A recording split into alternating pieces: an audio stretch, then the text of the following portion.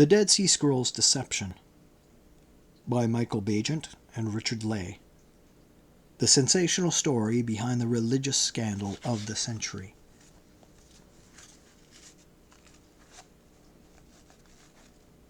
Book 3,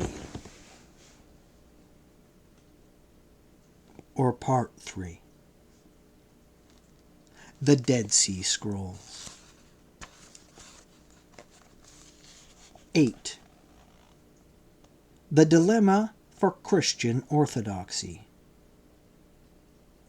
There is virtually unanimous agreement among all the concerned parties, apart of course from the international team themselves and the École Biblique, that the history of Dead Sea Scroll scholarship does constitute a scandal, and there would seem to be little doubt that something irregular, licit perhaps, but without moral or academic sanction, lurks behind the delays, the procrastinations, the equivocation, and restrictions on material.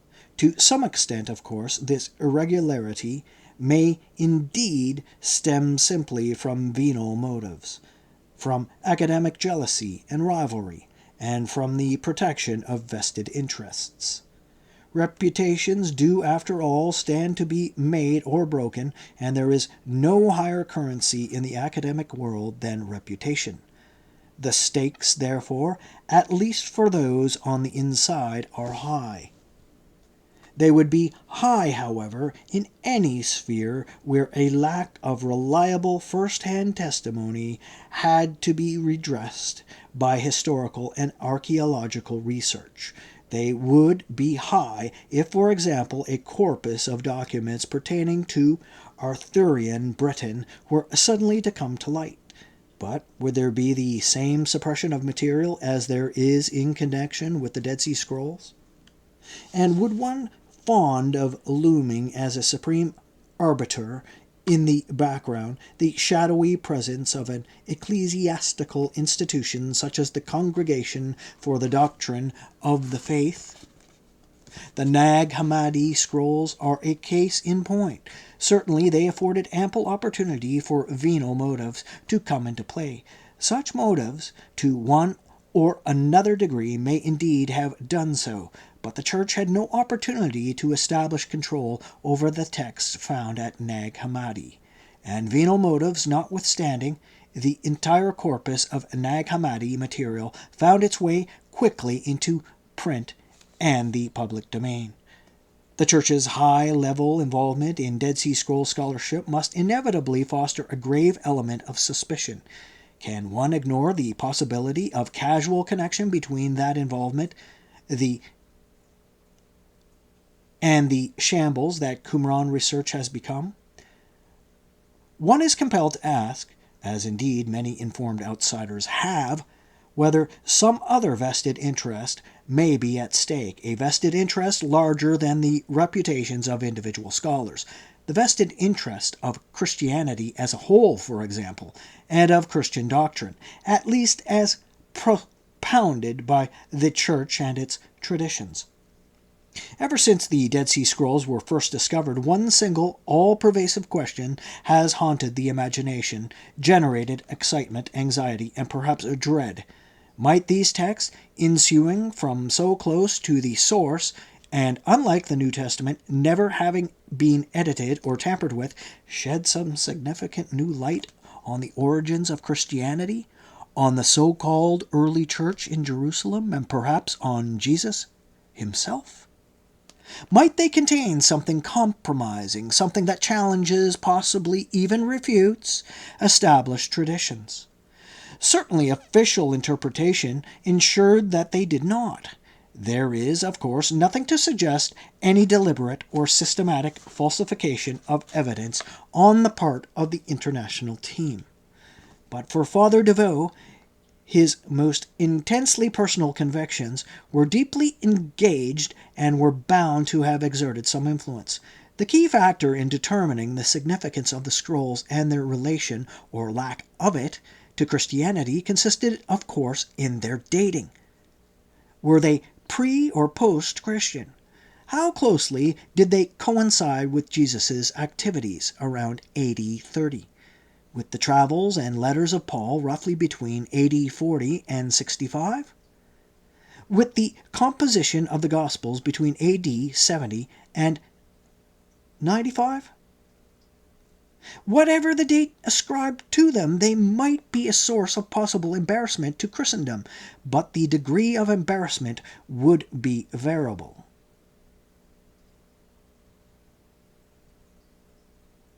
If, for example, the scrolls could be dated from well before the Christian era, they might threaten to compromise Jesus' originality and uniqueness, might show some of his words and concepts to have been not wholly his own, but to have derived from a current of thought, teaching, and tradition already established and in the air. If the scrolls dated from Jesus' lifetime, however, or from shortly thereafter, they might prove more embarrassing still.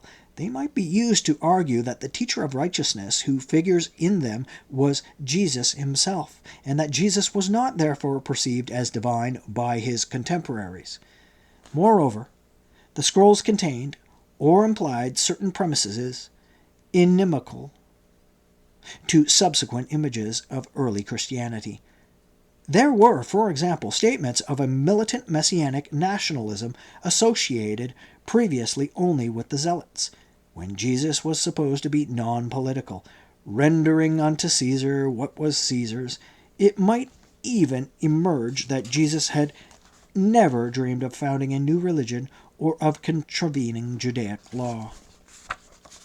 The evidence can be interpreted in a number of plausible ways, some of which are less compromising to Christendom than others. It is hardly surprising in the circumstances that Devoe should have inclined towards the promulgated, the less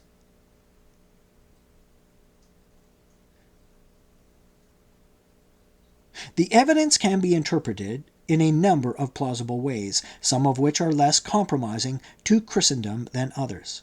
It is hardly surprising in the circumstances that Devoe should have inclined towards and promulgated the less compromising interpretations.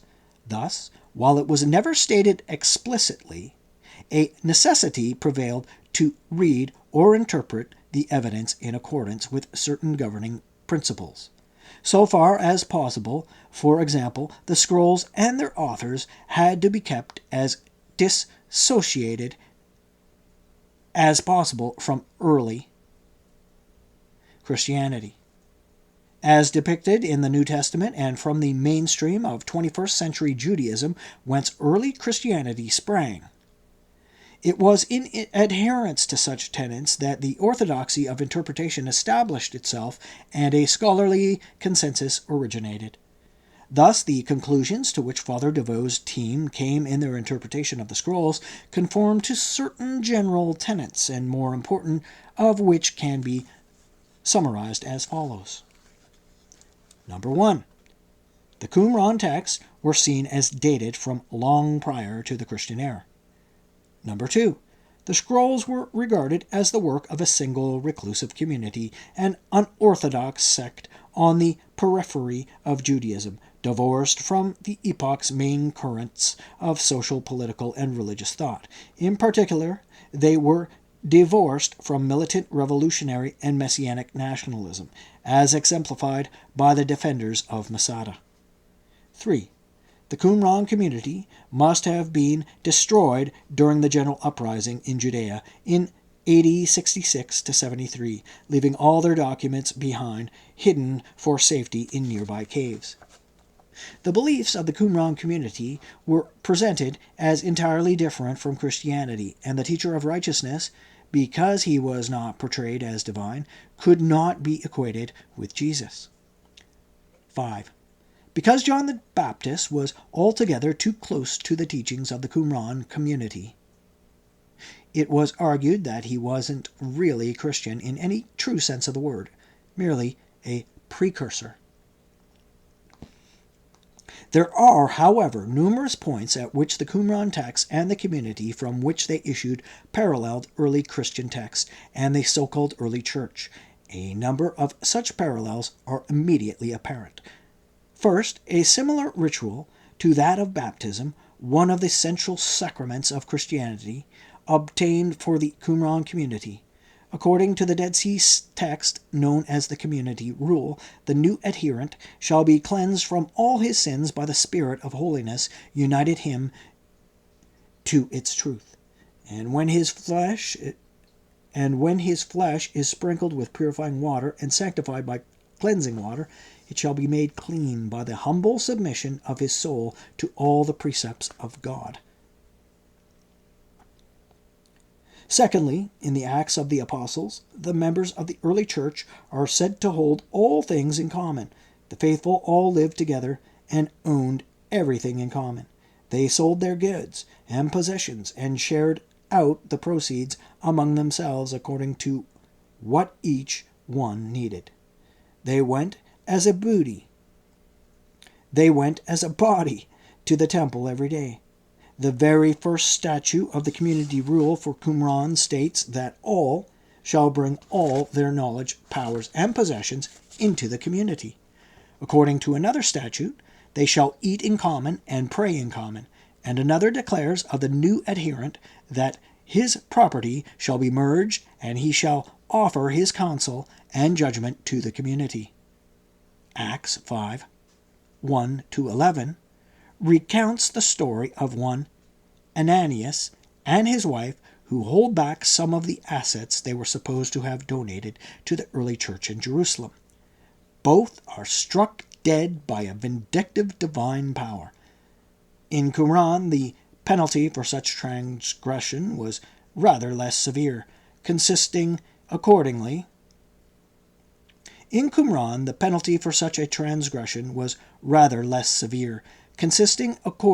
to the community rule of 6 months' penance.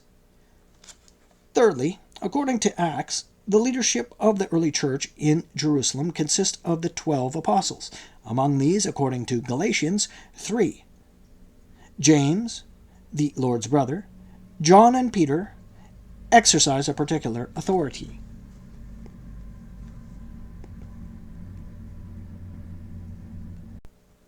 According to the community rule, Qumran was governed by a council composed of 12 individuals.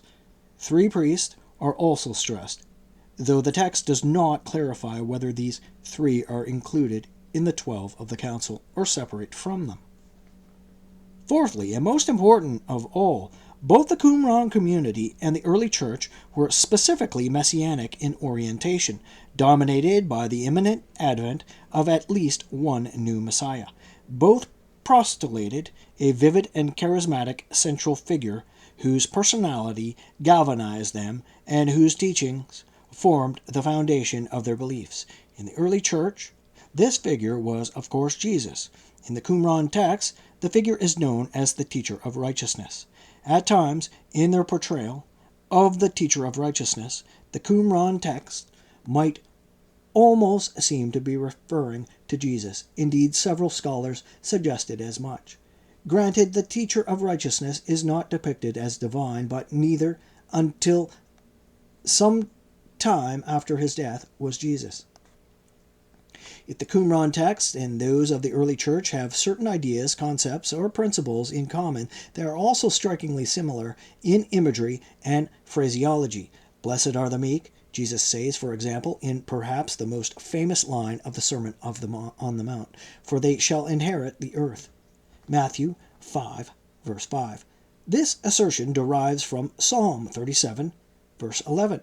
But the meek shall possess the land, and delight themselves in abundant prosperity. The same psalm was of particular interest to the Qumran community. In the Dead Sea Scrolls there is a commentary on its meaning. Interpreted, this concerns the congregation of the poor. The congregation of the poor, or the meek, was one of the names by which the Qumran community referred to themselves. Nor is it the only such parallel. Blessed are the poor in spirit, for theirs is the kingdom of heaven, preaches Jesus. The War Scroll from Cave 1 states, among the poor in spirit there is a power. Indeed, the whole of the Gospel of Matthew, and especially chapters 10 and 18, contains metaphors and terminology at times almost interchangeable with those of the community rule. In Matthew 5:48, for instance, Jesus stresses the concept of perfection. You must therefore be perfect just as your heavenly Father is perfect. The community rule speaks of those who walk in the way of perfection as commanded by God. There will be, the text affirms, no pity on all who depart from the way, no comfort until their way becomes perfect. In Matthew 21, verse 42, Jesus invokes Isaiah 28, verse 16, and echoes Psalm 118, verse 22. Have you never read in the Scriptures, it was the stone rejected by the builders that became the keystone? The community rule invokes the same reference, stating that the council of the community shall be that tried wall, that precious cornerstone. If the Qumran scrolls and the Gospels echo each other, such echoes are even more apparent between the scrolls and the Pauline texts, the Acts of the Apostles and Paul's letters. The concept of sainthood, for example, and indeed the very word saint, are common enough in later Christianity, but striking in the context of the Dead Sea Scrolls.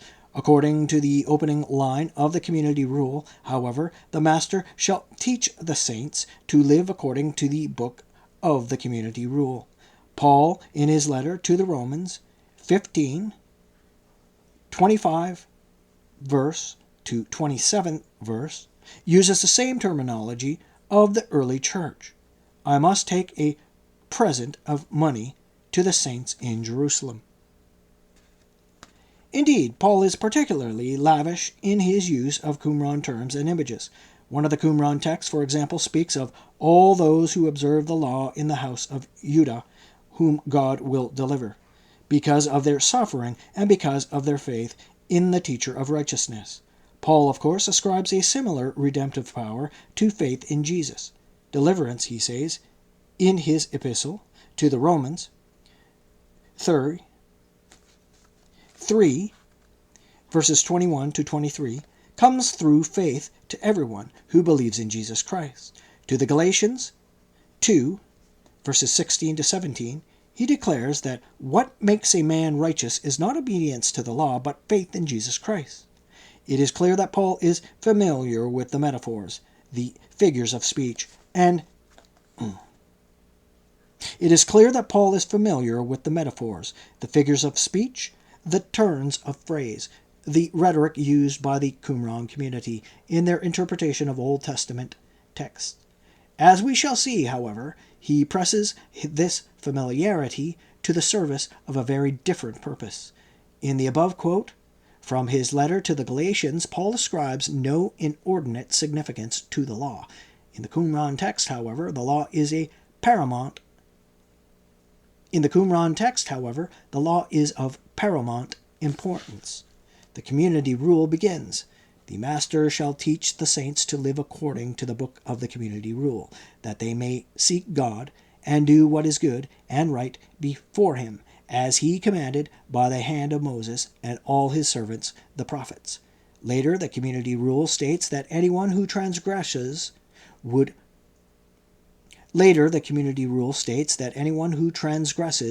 one word of the law of Moses on any point whatever shall be expelled, and that the law will endure for as long as the domain of Satan endures.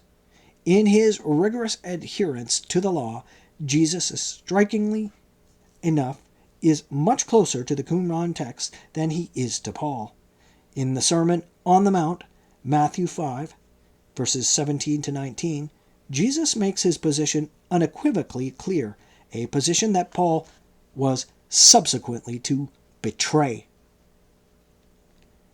Do not imagine that I have come to abolish the law or the prophets. I have come not to abolish, but to complete them. I tell you solemnly, not one dot, not one little stroke shall disappear from the law until its purpose is achieved. Therefore, the man who infringes even one of the least of these commandments and teaches others to do the same will be considered the least in the kingdom of heaven. If Jesus' adherence to the law concurs with that of the Qumran community, so too does his timing of the Last Supper. For centuries, biblical commentators have been confused by apparently conflicting accounts in the Gospels. In Matthew 26, verses 17 to 19, the Last Supper is depicted as a Passover meal, and Jesus is crucified the next day. In the fourth Gospel, 13:1 and 18:28, however, it is said to occur before the Passover. Some scholars have sought to reconcile the contradiction by acknowledging the Last Supper as indeed a Passover feast, but a Passover feast conducted in accordance with a different calendar. The Qumran community used precisely such a calendar, a solar calendar, in contrast to the lunar calendar used by the priesthood of the temple. In each calendar, the Passover fell on a different date, and Jesus, it is clear, was using the same calendar as that of the Qumran community. Certainly, the Qumran community observed a feast with sounds very similar in its ritual characteristics to the Last Supper as it is described in the Gospels. The community rule states that when the table has been prepared, the priest shall be the first to stretch out his hand to bless the first fruits of the bread and new wine. And another Qumran text, the Messianic rule, adds, "They shall gather for the common table to eat and to drink new wine. Let no man extend his hand over the first fruits of bread and wine before the priest. Thereafter the Messiah of Israel shall extend his hand over the bread." This text was sufficient to convince even Rome, according to Cardinal Jean Danielou, writing with a nihil obstat from the Vatican. Christ must have celebrated the Last Supper on the eve of Easter, according to the Essenian calendar.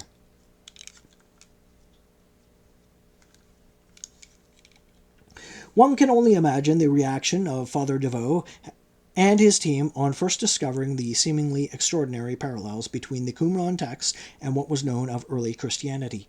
It had hitherto been believed that Jesus' teachings were unique, that he admittedly drew on Old Testament sources, but wove his references into a message, a gospel, a statement of good news, which had never been enunciated in the world before. Now, however, echoes of that message, and perhaps even of Jesus' drama itself, had come to light among a collection of ancient parchments preserved in the Judean desert. To an agnostic historian, or even an undogmatic Christian, such a discovery would have been exciting indeed. It probably would have been with a certain sacred awe that one handled documents actually dating from the days when Jesus and his followers walked the sands of ancient Palestine, trudging between Galilee and Judea. One would have undoubtedly, and with something of a frisson, have felt closer to Jesus himself. The sketchy details of Jesus' drama and milieu would have broken free from the print to which they had been confined for 20 centuries, would have assumed density, texture, solidity. The Dead Sea Scrolls were not like a modern book expounding a controversial thesis. They would comprise first-hand evidence, buttressed by the sturdy struts of 20th century science and scholarship. Even for a non-believer, however, some question of moral responsibility would have arisen. Whatever his own skepticism, could he casually and at a single stroke undetermine the faith to which millions clung for solace and consolation? For Devoe and his colleagues, working as representatives of the Roman Catholic Church, it must have seemed as though they were handling the spiritual and religious equivalent of dynamite, something that might just conceivably demolish the entire edifice of Christian teaching and belief.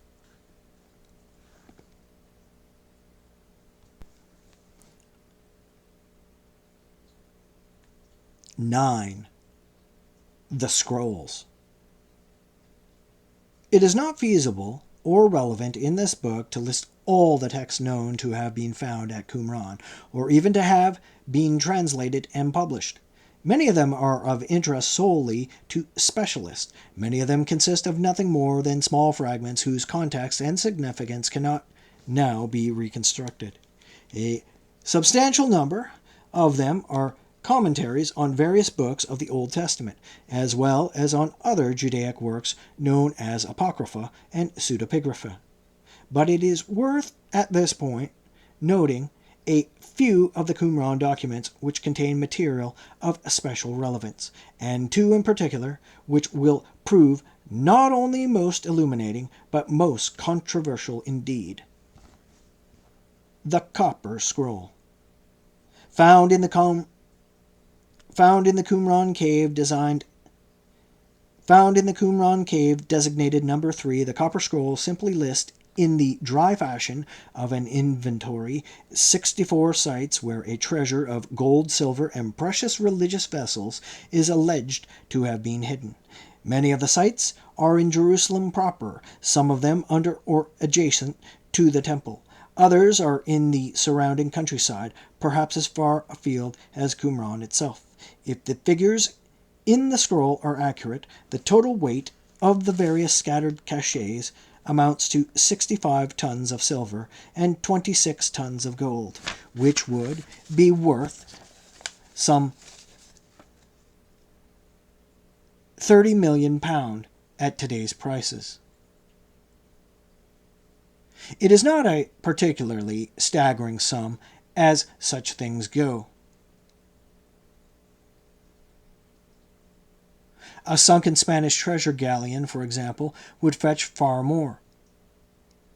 But not many people would turn their noses up at it, and the religious and symbolic import of such a treasure would place it, of course, beyond all monetary value. Although this was not publicized when the contents of the scroll were originally revealed, the text clearly establishes that the treasure derived from the temple, whence it was removed and secreted, presumably to protect it from the invading Romans.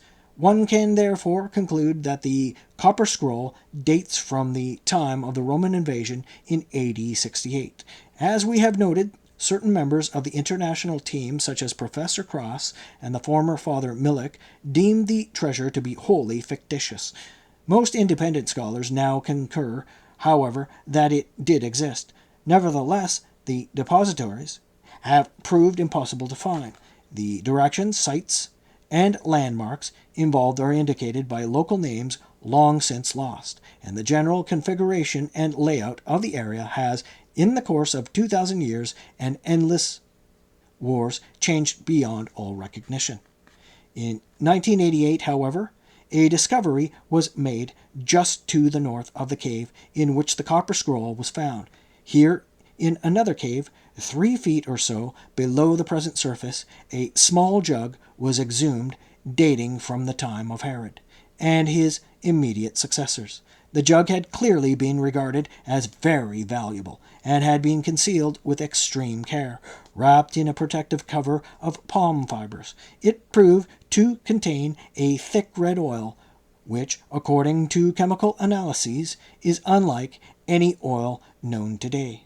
This oil is generally believed to be balsam oil, a precious commodity reported to have been produced nearby at Jericho and traditionally used to anoint Israel's rightful kings. The matter cannot be definitively established, however, because the balsam tree has been extant for some 1,500 years. If the oil is indeed balsam oil, it may well be part of the treasure stipulated in the Copper Scroll. In any case, it is an incongruously costly commodity to have been used by a community of supposedly isolated ascetics in the desert. As we have noted, however, one of the most important features of the Copper Scroll is that it shows Qumran not to have been so isolated after all. On the contrary, it would seem to establish links between the Qumran community and factions associated with the temple in Jerusalem. The community rule. Found in Cave 1 at Qumran, the community rule, as we have seen, enumerates the rituals and regulations governing life in the desert community. It establishes a hierarchy of authority for the community. It lays down instructions for the master of the community and for the various officers subordinate to him. It also specifies the principles of behavior and the punishment for violation of these principles. Thus, for instance, whoever has deliberately lied shall do penance for 6 months. The text opens by enunciating the basis on which the community define and distinguish themselves. All members must enter into a covenant before God to obey all his commandments, and he who practices such obedience will be cleansed from all his sins. Adherence to the law is accorded a paramount position. Among the various terms by which the community's members are designated, one finds keepers of the covenant and those who have a zeal for the law. Among the rituals stipulated, there is cleansing and purification by baptism, not just once, but apparently every day. Daily prayers are also specified at dawn and at sunset, involving recitations of the law, and there is a ritually purified meal of congregation, a meal very similar, as other scrolls attest, to the Last Supper of the so-called early church. The community rule speaks, too, of the council of the community, made up of 12 men and possibly a further 3 priests. We have already discussed the interesting echoes of the cornerstone or keystone image in relation to the council of the community. But the scroll also states that the council shall preserve the faith in the land with steadfastness and meekness, and shall atone for sin by the practice of justice and by suffering the sorrows of affliction. In their eagerness to distance the Qumran community from Jesus and his entourage, scholars promoting the consensus of the international team stress that the concept of atonement does not figure in Qumran teachings, that Jesus is to be distinguished from Qumran's teacher of righteousness, in large part by virtue of his doctrine of atonement. The community rule, however, demonstrates that atonement figured as prominently in Qumran as it did with Jesus and his followers in the so-called early church. Finally, the community rule introduces the Messiah, or perhaps Messiahs in the plural. Members of the community, walking in the way of perfection, are obliged to adhere zealously to the law until there shall come the prophet and the Messiahs of Aaron and Israel. This reference is usually interpreted as meaning 2 distinct Messiahs, 2 equally regal figures. One descended from the line of Aaron, one from the established line of Israel, i.e., the line of David and Solomon. But the reference may also be to a dynasty of single messiahs descended from and uniting both lines. In the context of the time, of course, Messiah does not signify what it later comes to signify in Christian tradition. It simply means the anointed one, which denotes consecration by oil. In Israelite tradition, it would seem both kings and priests, in fact, any claimant to high office, were anointed and hence messiahs. Personal footnote, the word Mashiach, or Messiah, in the Latin, Mashiach being the Hebrew, that actually applies to not just people. It also applies to the utensils used in temple service. Bowls and vessels, that sort of thing, are anointed with oil as well. Anointed. I mean, that's, yeah. Anyway, sorry. The War Scroll. Copies of the War Scroll were found in Caves 1 and 4 at Qumran. On one level, the War Scroll is a very specific manual of strategy and tactics, obviously intended for specific circumstances at a specific place and time. Thus, for example, 7 troops of horsemen shall also station themselves to right and to left of the formation. Their troops shall stand on this side, On another level, however, the text constitutes exhortation and prophetic propaganda intended to galvanize morale against the invading foe, the Kittim or Romans. The supreme leader of Israel against the Kittim is called quite unequivocally the Messiah, though certain commentators have sought to disguise or dissemble this nomenclature by referring to him as thine anointed. The advent of the Messiah is stated as having been prophesied in Numbers 24:17, where it is said that a star from Jacob takes the leadership, a scepter arises from Israel. The star thus becomes a sobriquet for the Messiah, the regal warrior priest king who will lead the forces of Israel to triumph. As Robert Eisenman has stressed, this prophecy linking the Messiah figure with the image of the star occurs elsewhere in Qumran literature and is of crucial importance. It is also significant that the same prophecy is cited by sources quite independent of both Qumran and the New Testament, by historians and chroniclers of first century Rome, for example, such as Josephus, Tacitus, and Suetonius, and Simon Bar Kokhba, instigator of the second revolt against the Romans between AD 132 and 135, called himself the Son of the Star. The War Scroll imparts a metaphysical and theological dimension to the struggle against the Kittim by depicting it as a clash between the sons of light and the sons of darkness. More importantly still, however, the scroll contains a vital clue to its own dating and chronology. When speaking of the Kittim, the text refers quite explicitly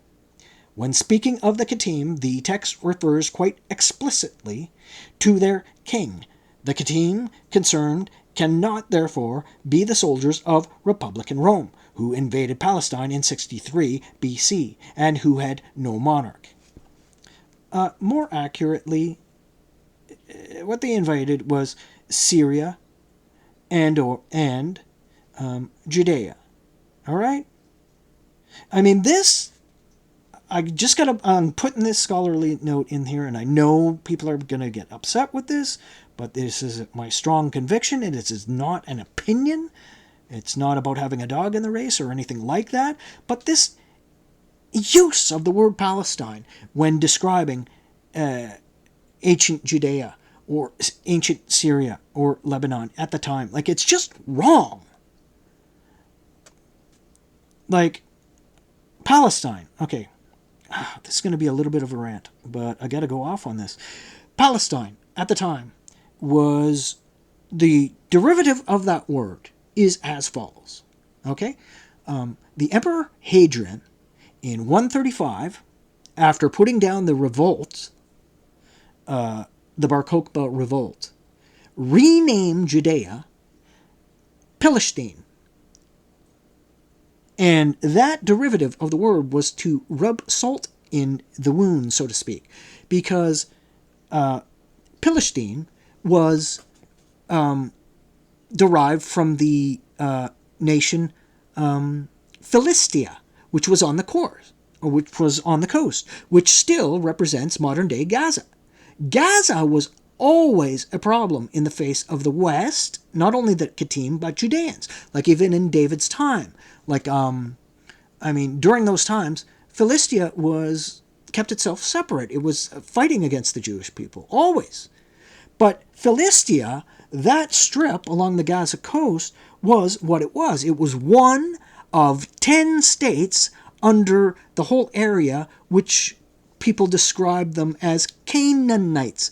Canaan was not a country, for anyone's information out there interested. It was not a country. It was a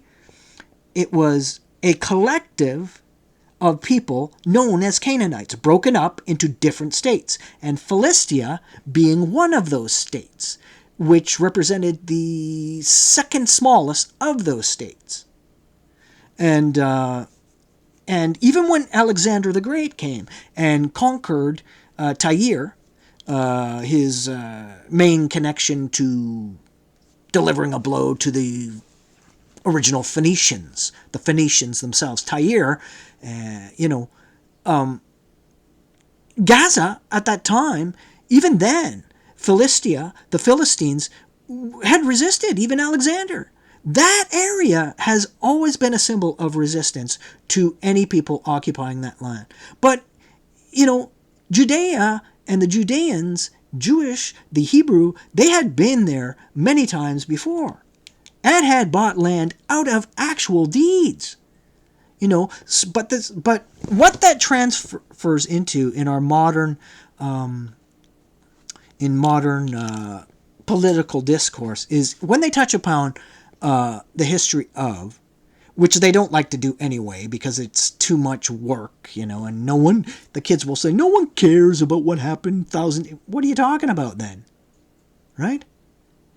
Anyway, the thing about it is, it translated into this idea that the Palestinian struggle that's going on today is represented by peoples whose ancestors were the original people of that whole land. Like if you look at the actual modern map of Israel today, west side of the Jordan River, that all that land was Palestine. That's not true. It never was true.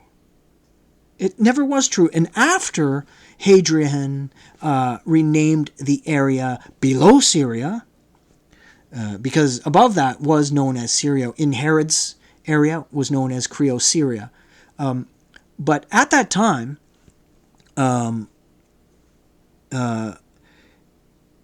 Philistia, or Philistine, was still represented by that strip along the coast. In Gaza, it was the same.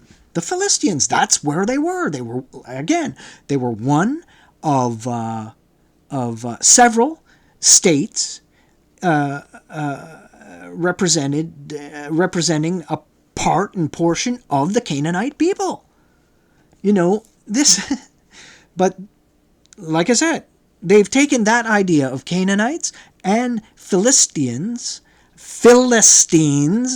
yes, that's where the word Palestine comes from, the Philistines. Now, that name itself, with anyone of any, even precursor Sunday school biblical awareness, that name should strike a chord with you. And had modern Palestinians been aware of the history of the Philistines and whatnot, they would not be connecting themselves to that name. There's no P in the language. Never mind. But anyway, it's just, I find it annoying when you're, like, if you want to study ancient Philistia, go ahead. There isn't much, but good luck with it. But just the same, that's one thing. But to constantly refer to the ancient land of Judea or Creo-Syria and those areas as strictly Palestine is just false. It's false history, and it's attributing a name for the land that wasn't there at this time. When this second commonwealth of the Judeans were taking place, it just wasn't there until later. I mean, I'm talking about truth here. I'm not talking about offending people in modern politics or getting. It's nothing to do with geopolitics. It's just it's just in this area of study when you're going after history, let's keep things real. But I have said it before that it seems to me that even Robert Eisenman would do this. I think using the word, attributing the land to the word Palestine, which is a misnomer completely. It's a Latin word describing another name of Philistia, which also isn't Arabic, has nothing to do with, it's false history. But it's something that most of these guys would have to do, I imagine, to maintain their post in the modern universities. It's ridiculous. It's like, but anyway, I won't go on about that, but you'll find this again and again. And yeah, here we go. Who invaded Palestine in 63 BC. Now, the thing about that, that's like saying, that's like saying, say a Roman general came and attacked Jerusalem. He's in Jerusalem now. They're associating Jerusalem with Palestine, which is not even real. That's not true. If you wanted to attribute Jerusalem to modern Palestine after 135 AD, sure. Because after that, even then, after 135 AD, and with all the different emperors waltzing in, including the Ottomans, everybody, even Muhammad and his followers washing up through Asia Minor, all of it, like going, even during all that campaign, all those campaigns, all that time, even then, it's not, how do I put it? That area, it still was never and not a country, even under all of them.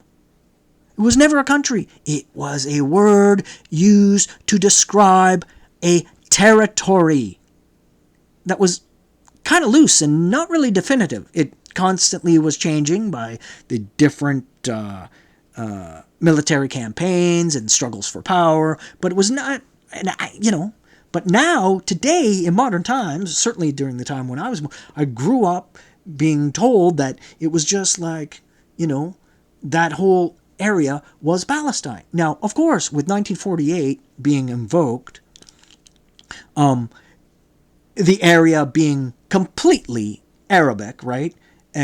Muslims and Christians in the area referring to themselves as Palestinians, which is not really, it's not really stemming from any ancient nationality. It's not. It's just a term used to describe people that would be like, say I lived in Boston and I called myself a Bostonian or something.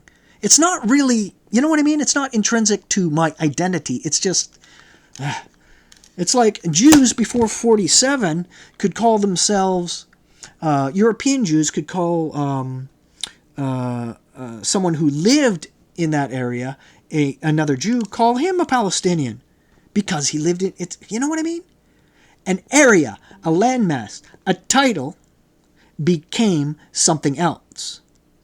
It became the symbol, the name of a nation. But it never was.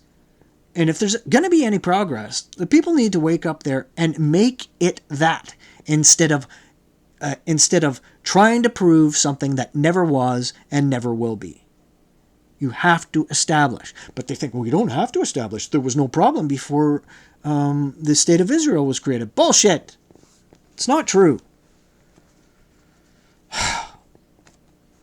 It's like they were happy to live under caliphates or authorities of different Muslim governing parties and movements throughout the centuries. But that's not the same as having a sovereign nation.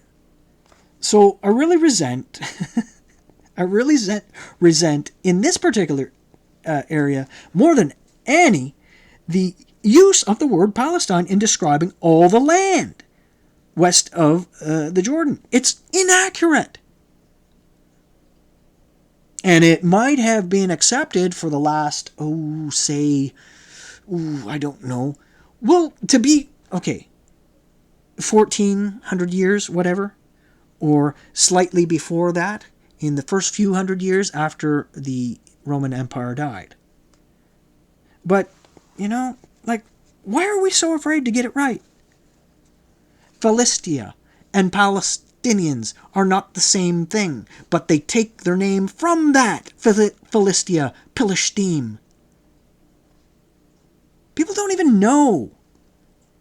And I fear people don't even care because they see it as a political question and a social issue, right? Rather than, but in this area, this is history, God, it has to seep in, though. You want support from your university, then you better toe the line. Anyway.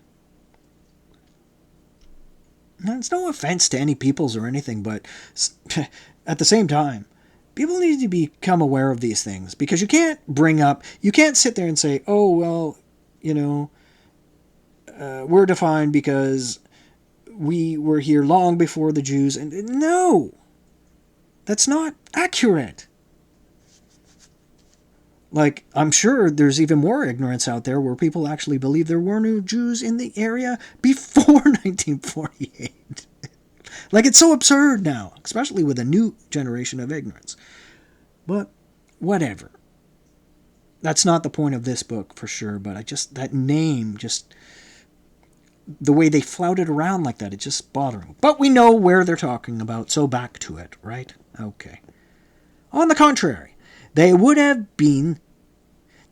to be the soldiers of Imperial Rome who invaded in the wake of the revolt of AD 66, although of course occupying troops had been present in Palestine since the imposition of Imperial Roman prefects or procurators in AD 6. It is thus clear that the War Scroll must be seen in the context not of pre-Christian times, but of the 1st century. As we shall see, this interval evidence of chronology, which advocates of the consensus contrived to ignore, will be even more persuasively developed in one of the other and most crucial of the Qumran texts, the commentary on Habakkuk. The Temple Scroll.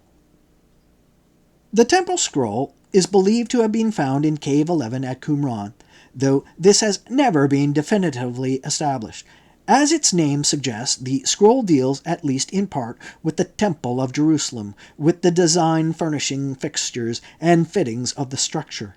It also outlines specific details of rituals practiced in the temple.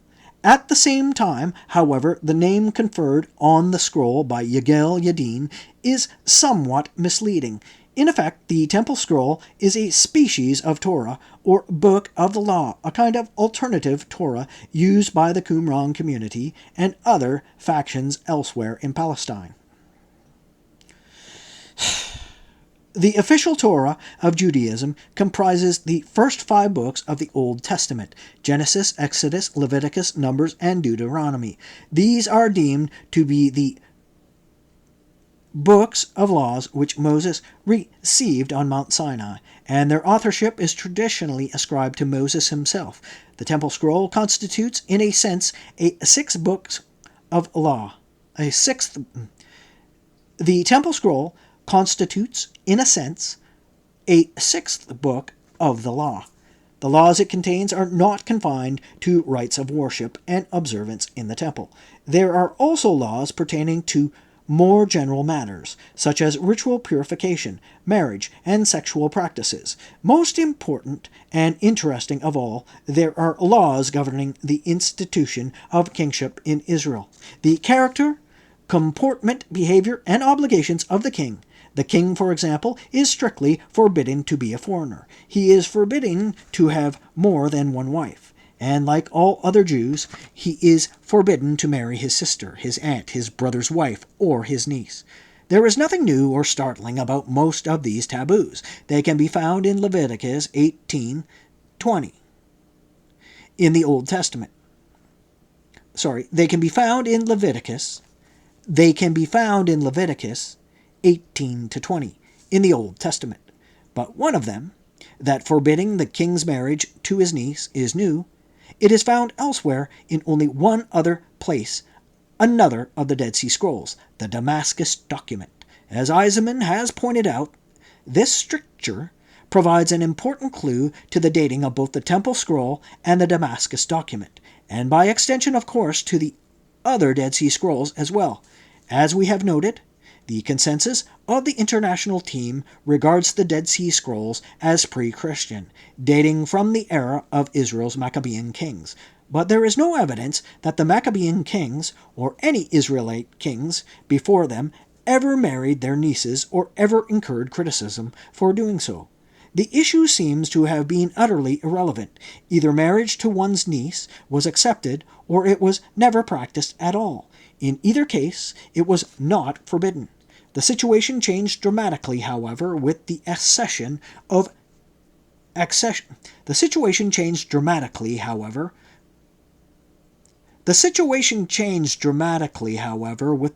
accession of Herod and his descendants. In the first place, Herod was, by Judaic standards at the time, a foreigner of Arabian stock from Idumea, the region to the south of Judea. In the second place, the Herodian kings made a regular practice of marrying their nieces, and Herodian princesses regularly married their uncles. Bernice, sister of King Agrippa II, AD 48-53, married her uncle, for example. Herodias, sister of Agrippa I, AD 37-44, went even further, marrying two uncles in succession.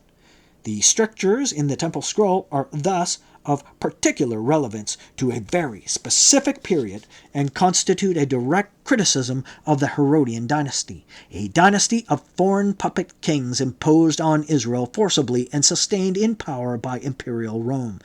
Taken in sum, the evidence of the Temple Scroll runs counter to the consensus of the international team in three salient respects. 1. According to the consensus, the Qumran community had no connection with or interest in either the temple or the official Judaism of the time. Like the Copper Scroll, however, the Temple Scroll establishes that the Qumran community were indeed preoccupied with temple affairs and with the governing theocracy. Number 2.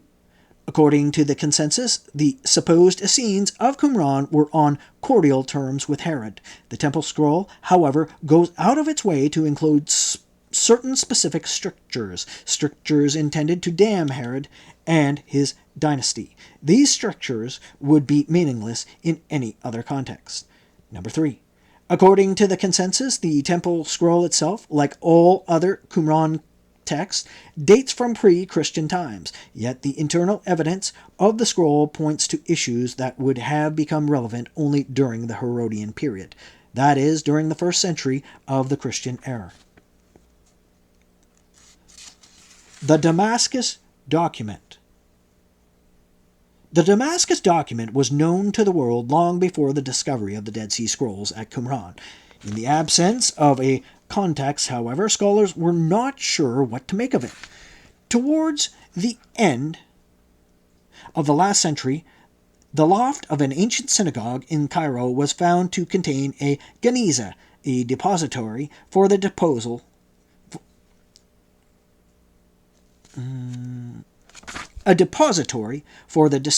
of worn-out, redundant religious texts.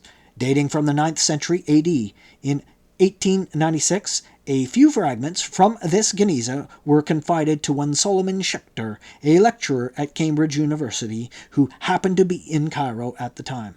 One fragment proved to contain the original Hebrew version of a text which for 1,000 years had been known only in secondary translations. This prompted Schechter to investigate further. In December 1896, he collected the entire contents of the geniza, 164 boxes of manuscripts housing some 100,000 pieces, and brought them back to Cambridge. From this welter of material, two Hebrew versions emerged of what came to be known as the Damascus Document. The versions from the Cairo Geniza were obviously later copies of much earlier work.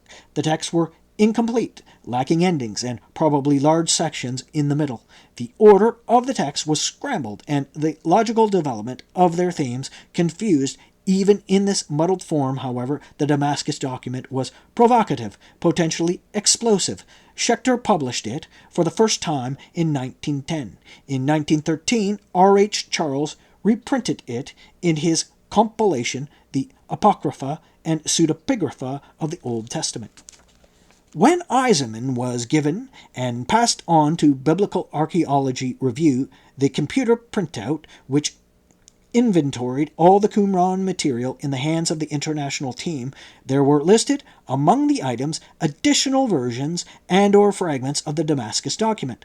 Having been found at Qumran, they were obviously much earlier than those of the Cairo Geniza, and probably more complete. It was the Qumran's parallels and the fragments of the Damascus Document that Eisenman and Philip Davies of Sheffield requested to see in their former letter to John Strugnell, thereby precipitating the bitter and vindictive controversy of 1989. Why should this document be such a bone of contention?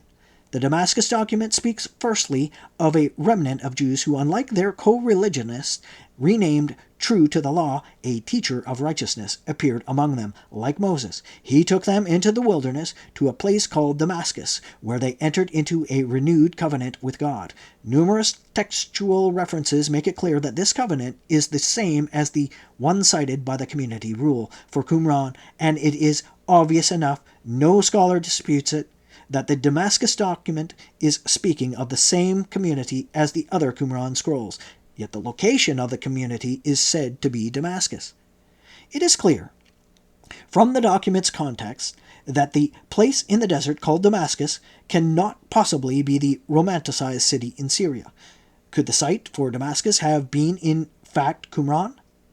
Why the name of the location should have been thus masked remains uncertain, though simple self-preservation dictated by the turmoil following the revolt of AD 66 would seem to be explanation enough, and Qumran had no name of its own at the time. In any case, it can hardly be coincidental that, according to the international team's computer printout, no fewer than 10 copies or fragments of the Damascus document were found in Qumran's caves.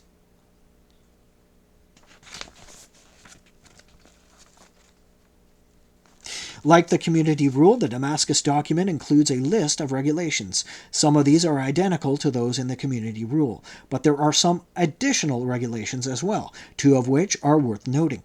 One permits to marriage and children, which establishes that the Qumran community were not, as Father Devoe maintained, celibate Essenes. A second refers, quite in passing, as if it were common knowledge, to affiliated communities scattered throughout Palestine. In other words, Qumran was not as isolated from the world of its time as Devoe contended. The Damascus document fulminates against 3 crimes in particular, crimes alleged to be rampant among the enemies of the righteous, those who have embraced the new covenant. These crimes are specified as wealth, profanation of the temple, a charge leveled by the temple scroll as well, and a fairly limited definition of fornication, taking more than one wife or marrying one's niece. As Eisenman has shown, the Damascus document thus echoes the temple scroll in referring to issues of unique relevance to the period of the Herodian dynasty. And it echoes, as we shall see, a dispute in the community which figures more prominently in another of the Dead Sea Scrolls, the Habakkuk And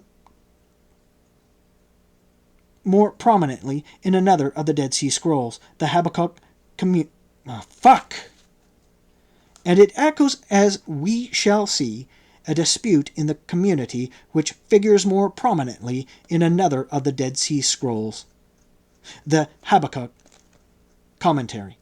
This dispute involves an individual designated as the liar, who defects from the community and becomes its enemy. The Damascus document condemns those who enter the new covenant in the land of Damascus, and who again betray it and depart. Shortly thereafter, the document speaks of those who deserted to the liar.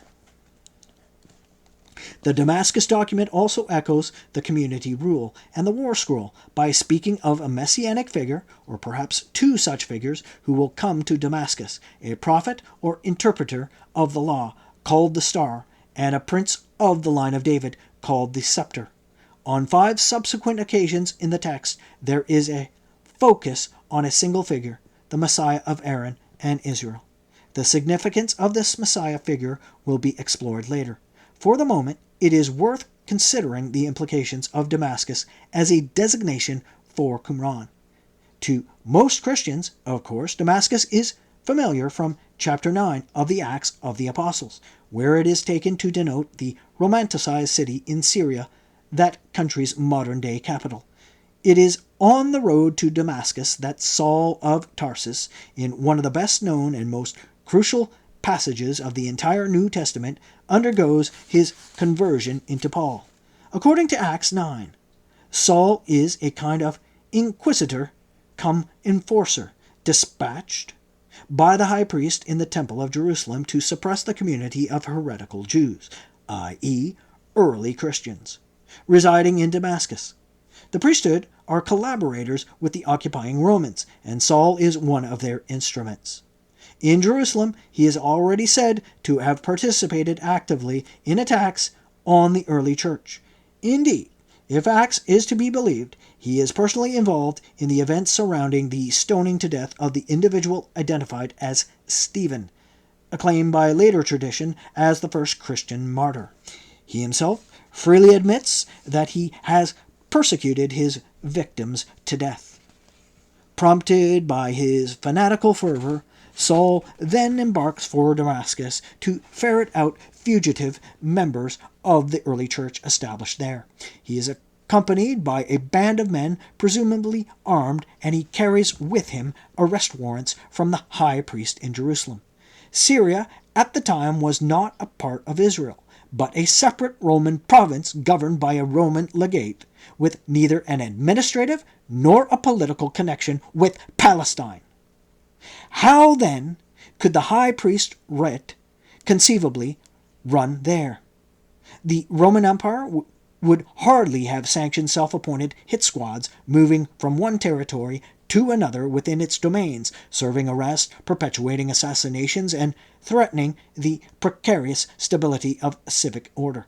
According to official policy, every religion was to be tolerated, provided it posed no challenge to secular authority or the social structure. A Jerusalem-based hit squad operating in Syria would have elicited some swift and fairly gruesome... A Jerusalem-based hit squad operating in Syria would have elicited some... A Jerusalem-based hit squad operating in Syria would have elicited some swift and fairly gruesome reprisals from the Roman administration, reprisals such as no high priest whose position depended on Roman favor would dare to incur.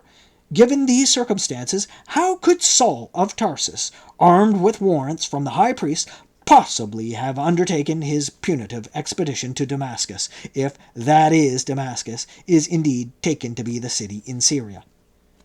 If Damascus is understood to be Qumran, however, Saul's expedition suddenly makes perfect historical sense. Unlike Syria, Qumran did lie in territory where the high priest writ legitimately ran. It would have been entirely feasible for the high priest in Jerusalem to dispatch his enforcers to extirpate heretical Jews at Qumran, a mere 20 miles away near Jericho. Such action would have thoroughly conformed to Roman policy, which made a point of not meddling in purely internal affairs. Jews, in other words, were quite free to harry and persecute other Jews within their own domain, so long as such activities did not encroach on the Roman administration.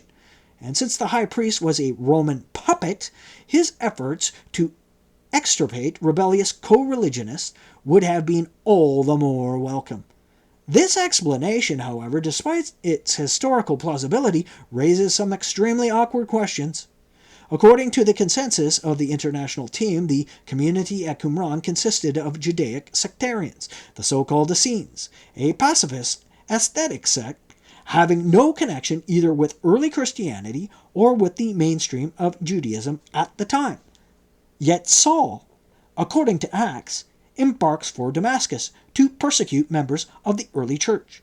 Here, then, is a provocative challenge both to Christian tradition and to adherents of the consensus who have studiously avoided looking at the matter altogether.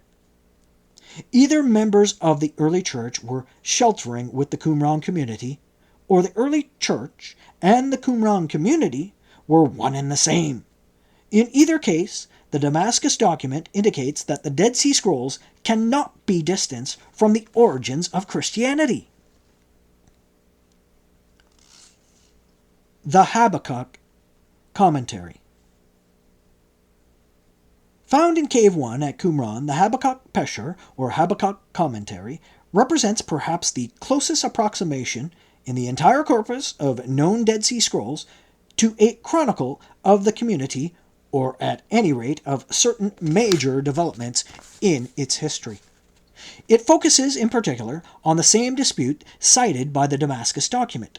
This dispute, verging on incipient Skiism, seems to have been a traumatic event in the life of the Qumran community.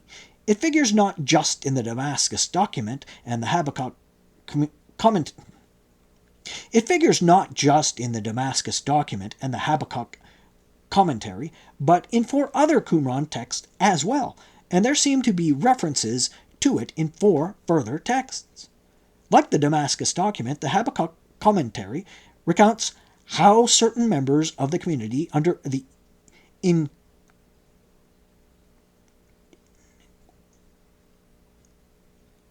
Like the Damascus document, the Habakkuk commentary recounts how certain members of the community under the iniquitous instigation of a figure identified as the liar secede, break the new covenant, and cease to adhere to the law. Who does that sound like? Sorry, that was personal. This precipitates a conflict between them and the community's leader, the teacher of righteousness. There is no mention, too, of the villainous adversary known as the wicked priest. Adherents of the consensus have generally tended to regard the liar and the wicked priest as 2 different sobriquets for the same individual.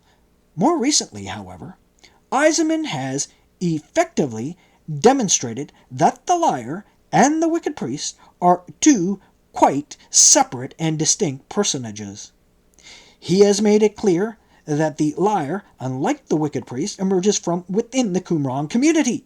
Having been taken in by the community and accepted as a member in more or less good standing, he then defects. He is not just an adversary, therefore, but a traitor as well.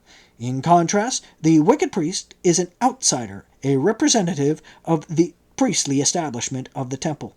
Although an adversary, he is not therefore a traitor. What makes him important for our purposes is the clue he provides to the dating of the events recounted in the Habakkuk commentary. If the wicked priest is a member of the temple establishment, it means the temple is still standing and the establishment intact. In other words, the activities of the wicked priest predate the destruction of the temple by Roman troops. As in the War Scroll, but even more explicitly, there are references that can only be imperial, not republican, Rome, to Rome, that is, in the 1st century AD. The Habakkuk commentary, for example, alludes to a specific practice, victorious Roman troops making sacrificial offerings to their standards. Josephus provides written evidence for this practice at the time of the fall of the temple in AD 70. And it is, in fact, a practice that would make no sense under the Republic when victorious troops would have offered sacrifices to their gods. Only with the creation of the empire, when the emperor himself was accorded the status of divinity, becoming the supreme god for his subjects, would his image or token or monogram be emblazoned on the standards of his soldiers. The Habakkuk commentary, therefore, like the War Scroll, the Temple Scroll, and the Damascus document, points specifically to the Herodian epoch.